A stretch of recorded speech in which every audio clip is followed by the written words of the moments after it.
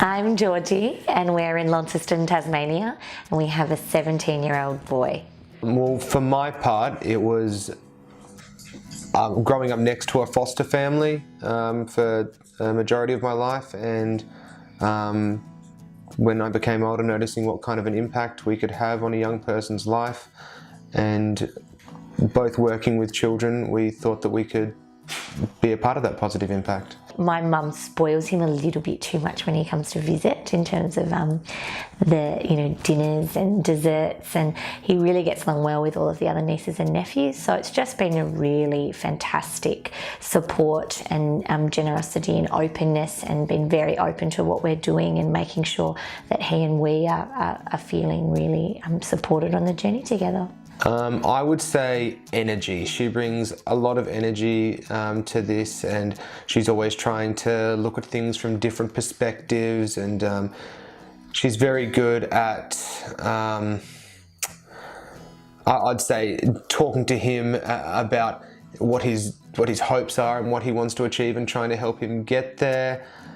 Things go out the window a bit when you start something new like this, and Mitch is really strong, really supportive of me, really consistent with the foster child, and also he's got the most incredible sense of humour. So whenever any of us feel bogged down with our lives, or there's things that aren't going as to plan, or we feel like we've taken a step back, I think Mitch can always give us a bit of perspective and certainly bring humour back into it, so we all realise that sometimes those small challenges aren't quite as challenging as you think.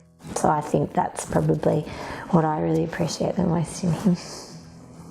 Some of them are quite normal teenage challenges, and then with our foster child comes some other additional challenges of things that, trauma and things that they've been through, but it's just being patient and empathy, trying to instill empathy in our foster child, communicating, taking things a little bit slow, or taking a breath when we come across communication problems or challenges with school, or getting to school, or getting through schoolwork. But it's just, I guess for us, it's patience, it's humour, it's staying calm, using the support networks that are there. We've got a fantastic caseworker and a lot of people around us to help us. One of the highlights is just a trip that we took to Melbourne, the three of us, which was just fantastic. It was doing something every day, exposing him to different things like culture and food and art, and seeing Georgie's family. It was a really good memory. The positives far outweigh whatever negatives you've heard, or what stigma surrounds these young people. I know every case is completely different, but the positives far outweigh the negatives, and it might seem scary, but it's really good.